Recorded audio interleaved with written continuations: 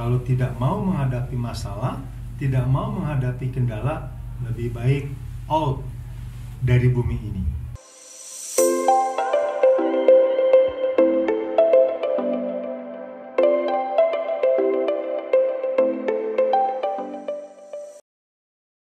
Halo Schoolers, bergabung kembali di podcast 53 Vocation Solution Inspiration.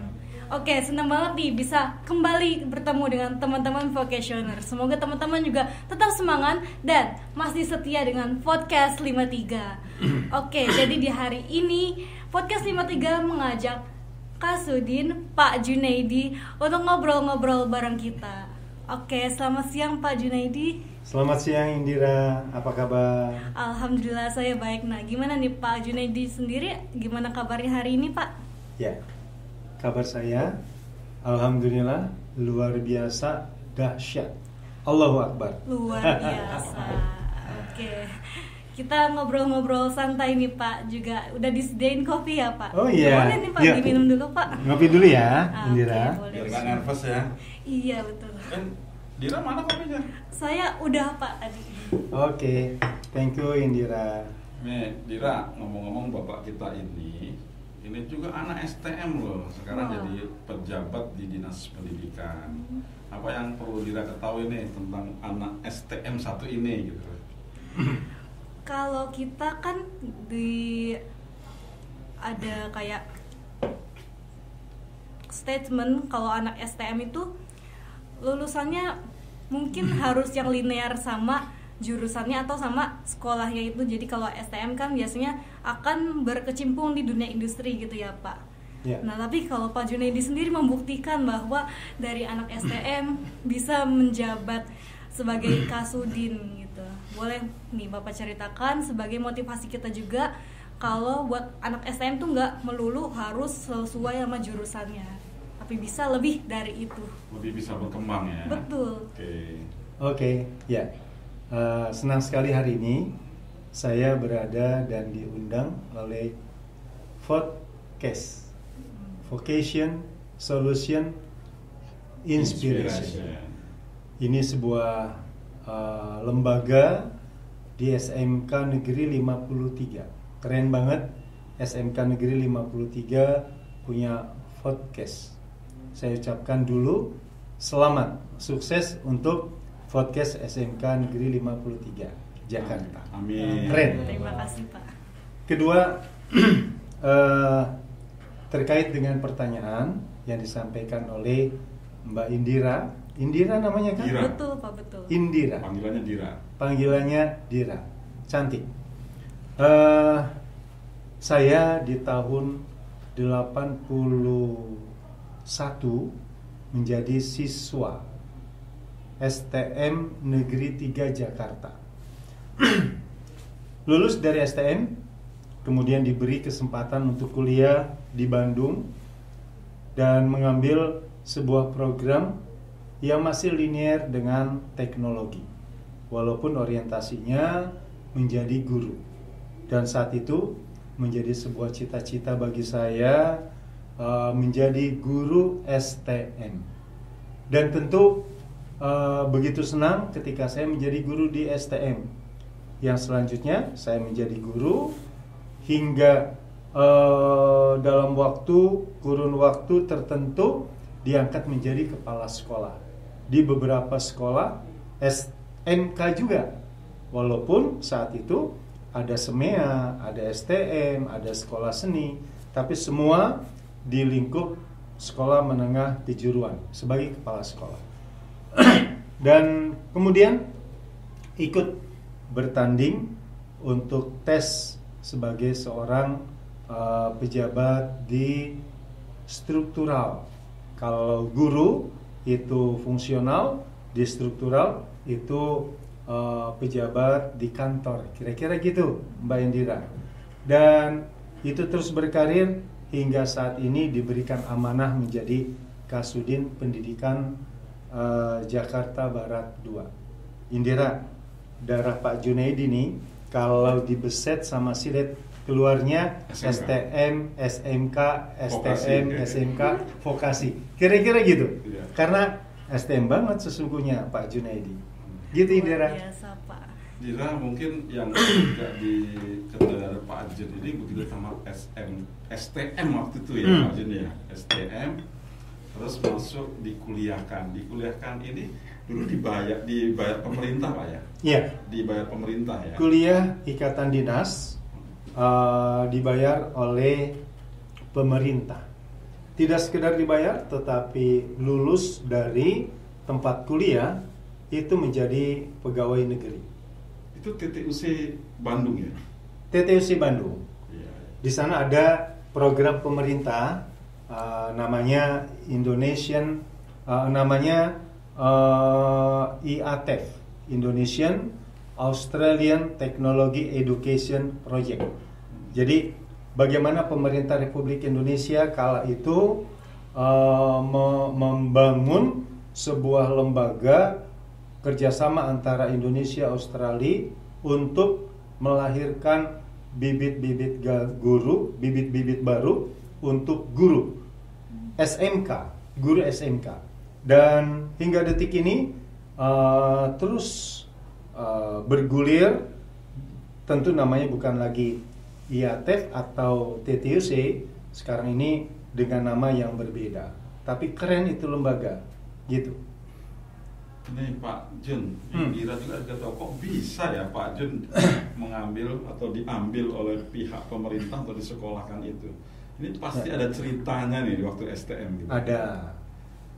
Yang pertama tentu ketika kita menjadi peserta didik atau menjadi siswa, kita bisa kreatif, bisa aktif.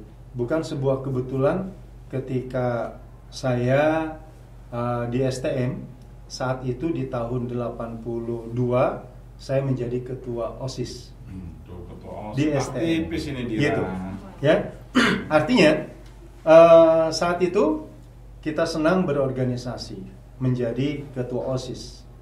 Nah, dari sana tentu terlihat oleh kepala sekolah bahwa ini anak aktif di organisasi. Gitu. Nah, itu kita sebut saja sebuah kelebihan bagi seseorang yang punya emotional quotient. Jadi perlu tidak hanya IQ Dira yang perlu dibekali, tapi perlu juga emotional quotient, kecerdasan emosi. Nah, mereka yang aktif di organisasi, termasuk seperti Dira menangani podcast ini, itu bagian dari pentingnya kita memiliki sebuah keterampilan yang kita sebut dengan emotional quotient. Nah, dari sana tentu akan terlihat oleh kepala sekolah, oleh guru-guru yang kemudian diberi atensi mengikuti tes. Tes ternyata lulus, kuliah di Bandung, dibayar lagi oleh pemerintah, gitu. Biaya hidup dibayar. Biaya hidup dibayar. Sekolahnya gratis. Sekolah gratis.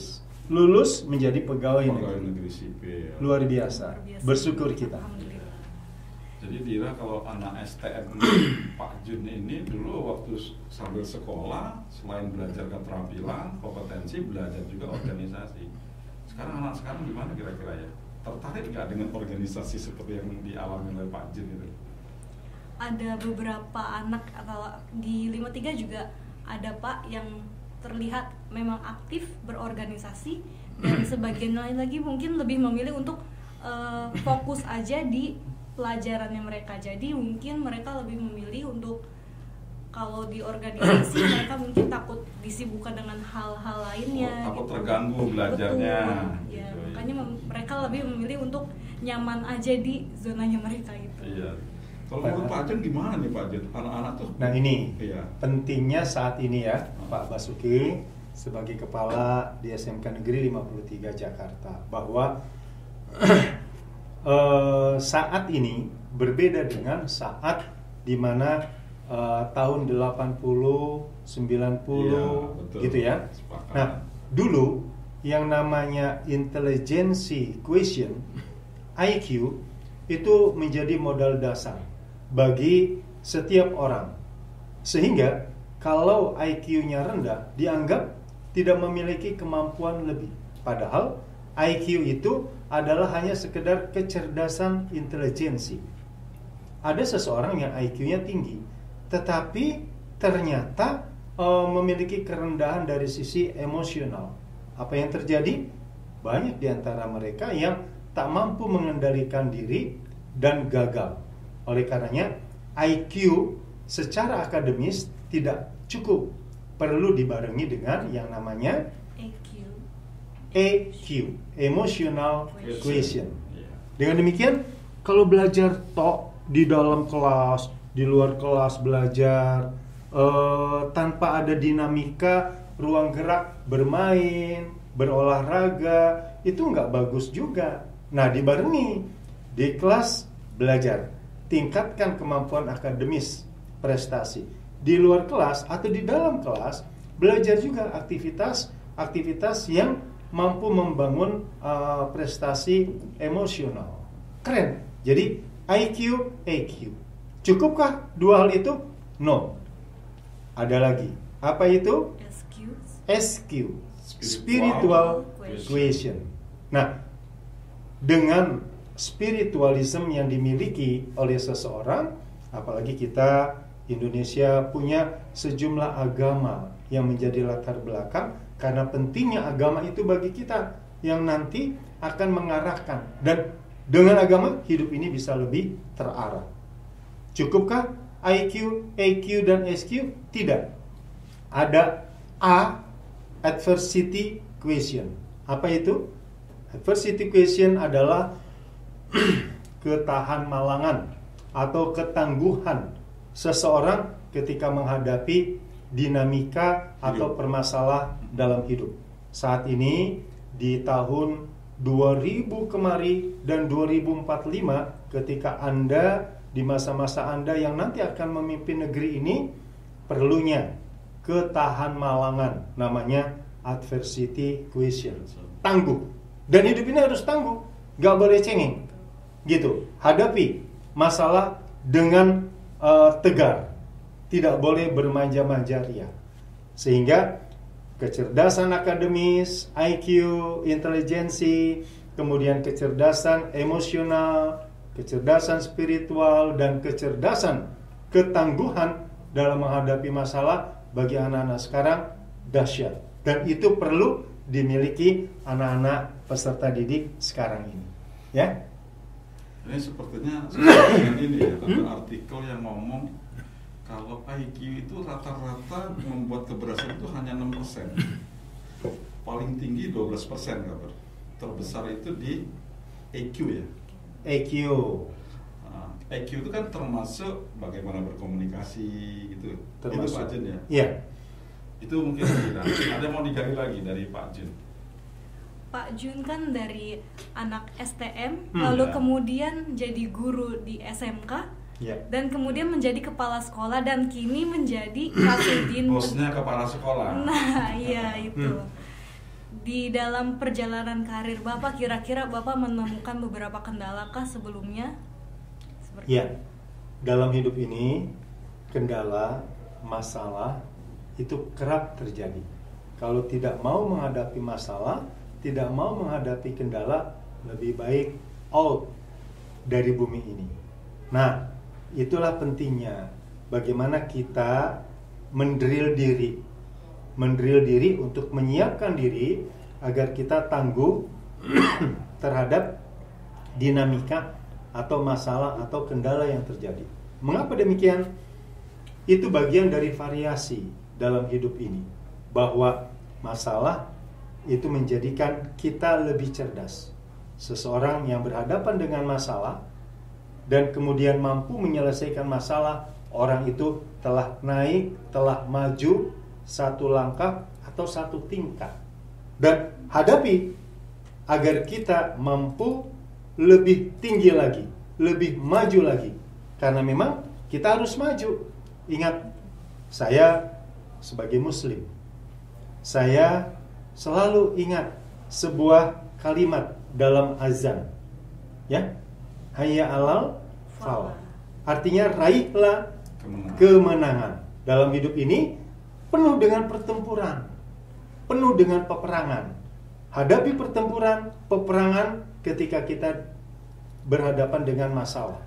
Dan kemudian kita menang, itu artinya kita raih, kita selesaikan permasalahan-permasalahan tadi. Allah selalu ingatkan, Rasulullah selalu ingatkan, raihlah kemenangan, raihlah kemenangan, raihlah kemenangan. Artinya kita dalam hidup ini harus selalu maju satu langkah. Artinya hari esok, hari yang akan datang, hari esok harus lebih baik dari hari ini. Hari ini harus lebih baik dari hari kemarin. Dengan demikian kita harus terus menjadi pemenang. Karena memang kita layak, wajar menjadi pemenang. Gitu ya? Iya, betul Pak. Ini saya jadi termotivasi banget nih untuk mungkin dari Bapak Junaidi bilang kita harus maju terus buat berkembang, buat diri kita kayak lebih baik dari yang kemarin juga. Iya. Tapi mungkin memang di dalam prosesnya itu kan kita juga menemukan beberapa kendala yang membuat diri kita mungkin agak merasa down, juga agak merasa terpuruk dan mau mundur aja. Tapi Pak Junaidi juga berhasil keluar dari zona nyamannya Pak Jun ya, yang tadi kalau mindsetnya anak SMK kan saya udah sekolah di SMK ini ya nanti cari karirnya itu yang linear sama jurusan saya, tapi Pak Junaidi memilih untuk keluar dari zona itu dan menjabat sebagai yang seperti Pak Bara bilang tadi, bos-bosnya kepala sekolah. Nah itu apa sih motivasi Pak Jun untuk mencapai karir sekarang ini? Ya, Indira, Bapak mau pesan untuk Indira bahwa sesungguhnya kita dilahirkan ke muka bumi ini sebagai pemenang. Ketika orang tua kita melakukan proses sehingga kita menjadi manusia, sesungguhnya ada calon-calon manusia lain, bukan 1, 2, 3, bukan 10, ratusan, tapi ribuan calon-calon manusia yang gagal. Kemudian lahirlah yang namanya Indira, lahirlah yang namanya Junaidi, lahirlah yang namanya Basuki Rahmat. Itu menunjukkan bahwa kita sudah diizinkan oleh Allah, oleh Tuhan beserta alam semesta menjadi pemenang. Nah, kita yang ada di muka bumi ini sudah ditakdirkan Allah, Tuhan beserta alam menjadi pemenang. Karena itu percaya diri, Tuhan memberikan kemenangan buat saya. Nah, ketika saya lahir di muka bumi ini menjadi pemenang, saya akan terus menjadi pemenang. Tak boleh surut. Gitu. Sehingga kita harus bersyukur atas kemenangan yang kita peroleh. Tidak boleh sombong. Saat berhadapan dengan masalah, kita harus sabar. Dengan sabar, maka kita akan sukses. Dengan bersyukur, kita akan bahagia. Nah, banyak yang tidak sekolah, tapi Indira saat ini sudah melewati SD, bahkan mungkin TK, SD, SMP, SMA, SMK. Saat ini ketika Indira ada di SMK, banyak yang belum mendapatkan kesempatan sekolah di SMK. Artinya ada pesaing-pesaing Indira yang saat ini di SMK Negeri 53 terus bersaing. Dan Indira yakin dengan ikhtiar, usaha, lalu kita bertawakal kepada Allah bahwa saya menjadi pemenang. Makanya diingatkan terus setiap waktu dalam 5 waktu, hayya 'alal falah, raihlah kemenangan, raihlah kemenangan. Dan itulah sebuah fitrah bahwa kita harus menjadi pemenang. Tak boleh kita mundur. Kita lawan, hadapi hidup ini dengan optimis, dengan semaksimal mungkin. Ya, itu percaya diri. Iya, itu Indira. STM gitu loh. Pak Jun, kita sudah melihat perjalanan Pak Jun dan sudah diceritakan kepada Dira. Sekarang Pak Jun ketika menjabat sebagai decision maker Pak dari pendidikan, terutama di pendidikan kejuruan ini. Ya, keniscayaan lah kalau anak SMK sekarang berbeda dengan anak STM dulu. Pasti. Kira-kira apa yang harus diperbaiki Pak anak-anak SMK sekarang? motivasi ya. Artinya dari lubuk hati terdalam dari anak didik atau peserta didik atau anak dari orang tua yang ada di rumah itu terus dimotivasi, didorong. Itu awal yang harus kita lakukan. Mengapa penting kita beri motivasi? Karena itu membangkitkan raksasa dalam diri setiap individu menghadapi tantangan-tantangan tadi. Oleh karenanya motivasi, motif itu artinya dorongan. Dorongan bangkitkan dalam diri. Itu pertama. Kedua, untuk memotivasi itu diperlukan guru-guru hebat. Oleh karenanya kita ingatkan juga seluruh guru untuk bisa percaya diri menjadikan peserta didik yang diajarnya, yang dididiknya itu mampu dan bisa dimotivasi. Tidak cukup guru, orang tua peserta didik juga harus terlibat. Oleh karenanya kepala sekolah, guru, ajak orang tua. Itu dengan strategi pola yang kita sebut parenting. Orang tua, guru terhadap siswa, itu yang kita sebut dengan segitiga emas. Bagaimana orang tua punya peduli terhadap anak, guru yang ada di sekolah peduli terhadap anak, dan ada di antara mereka anak-anak kita yang akan menjadi presiden, gubernur, wali kota. Dahsyat. Dan ingat 2045 Indonesia itu akan dipimpin oleh orang-orang, oleh anak-anak yang saat ini seusia Indira. Dan inilah bonus demografi. Pak Junedi dimungkinkan sudah berpindah alam. Pak Basuki juga. Iya. Syukur. 45 banget kita ya. Pak, Gitu ya. Ada juga tadi menarik soal guru gitu. Iya. Guru SMK, bahwa guru SMK juga itu harus yang qualified ya dengan Betul. dunia sekarang. Kalau dulu kan kayak kasus Pak Jun ini, anak STM terbaik diambil oleh TTUC, program pemerintah untuk pengadaan guru. Iya.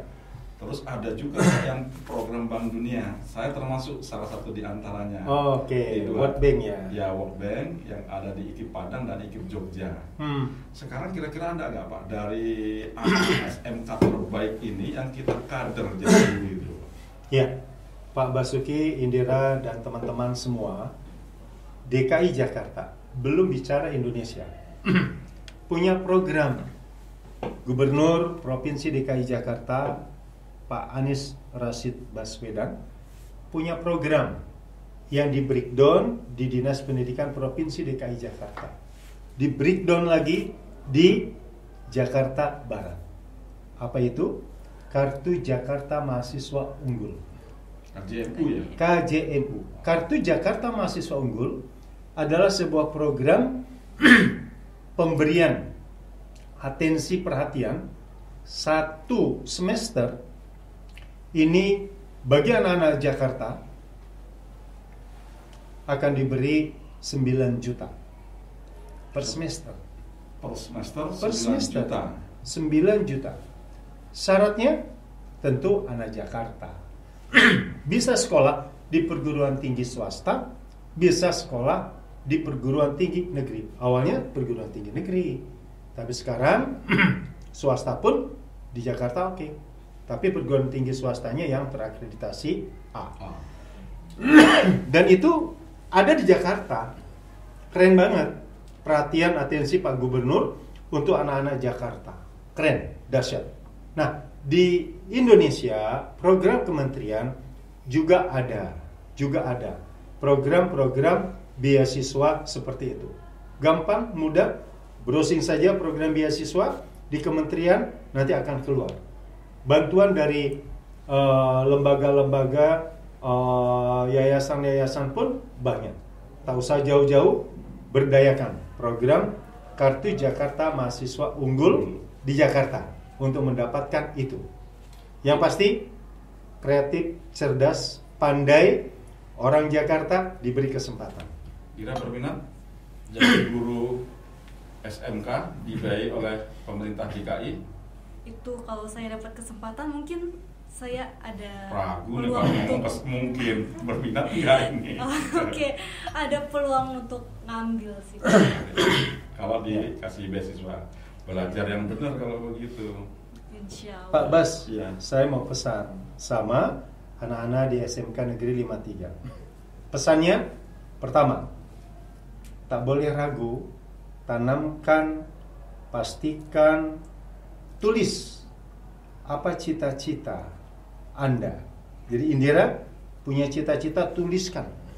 Gratis loh menuliskan di buku, tuliskan di kamar, gitu.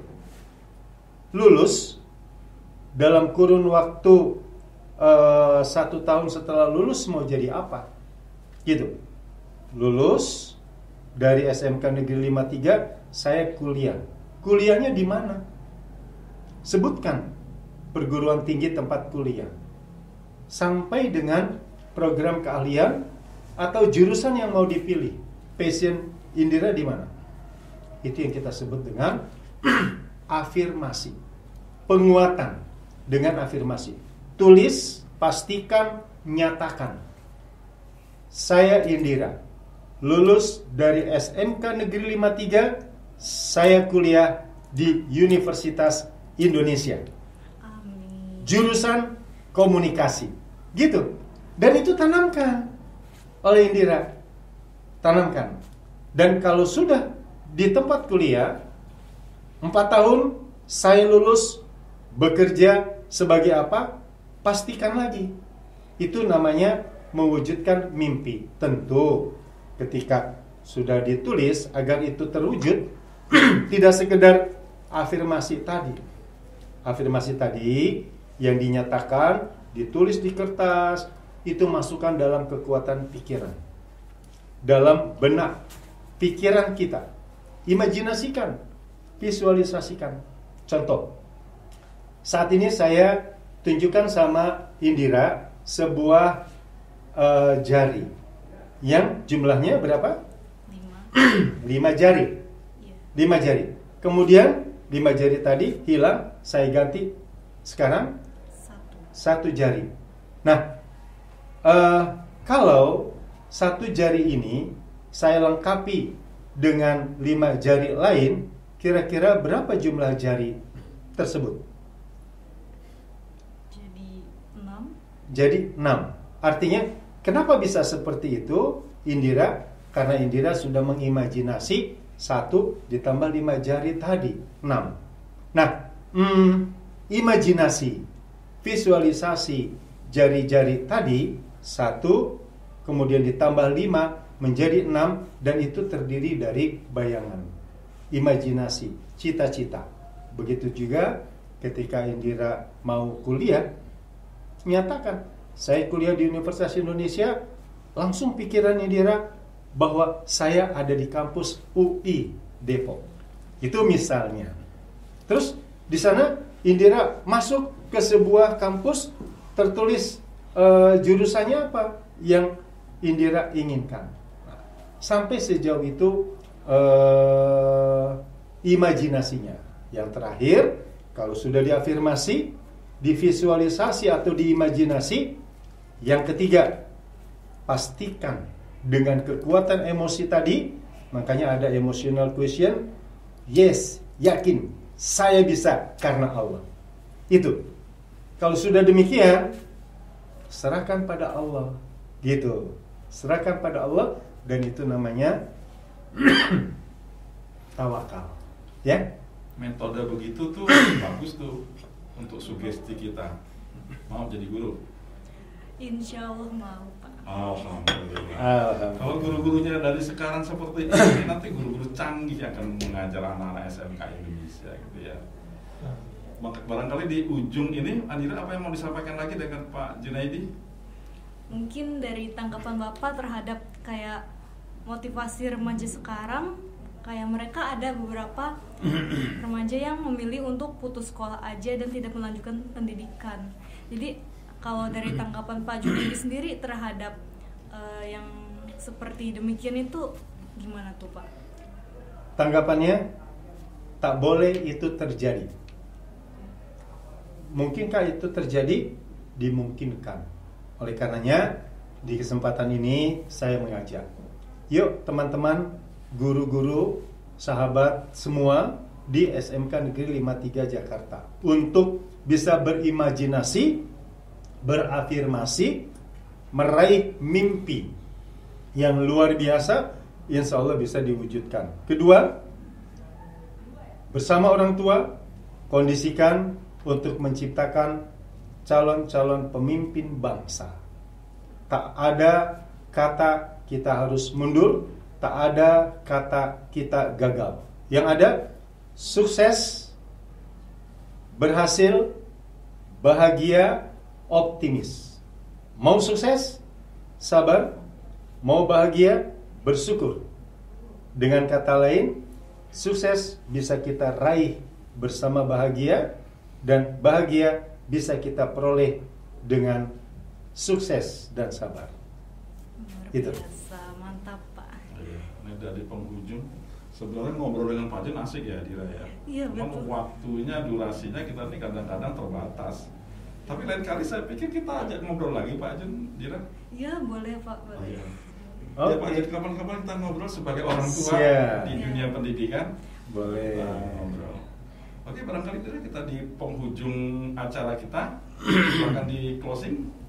Ya, kami berterima kasih banget nih buat Pak Jun sudah mau ngobrol-ngobrol asik di podcast 53. Terima kasih banyak ya Pak. Kami juga mohon maaf buat segala salah-salah kata ataupun ada yang kurang berkenan di hati Pak Jun. Oke. Oke, buat teman-teman vocationers, terima kasih juga sudah menyimak dari awal sampai akhir. Jadi hari ini saya merasa termotivasi banget, dan kita juga bisa mengambil intinya, meskipun kita memilih untuk keluar dari zona nyaman, dan itu ada peluang untuk kita bisa sukses ke depannya seperti Pak Jun ini. Oke, teman-teman vocationers, stay tune terus untuk episode podcast 53 ke depannya, karena akan ada yang lebih menarik lagi dan lebih informatif serta menginspirasi kita. Karena podcast 53 Vocation Solution Inspiration.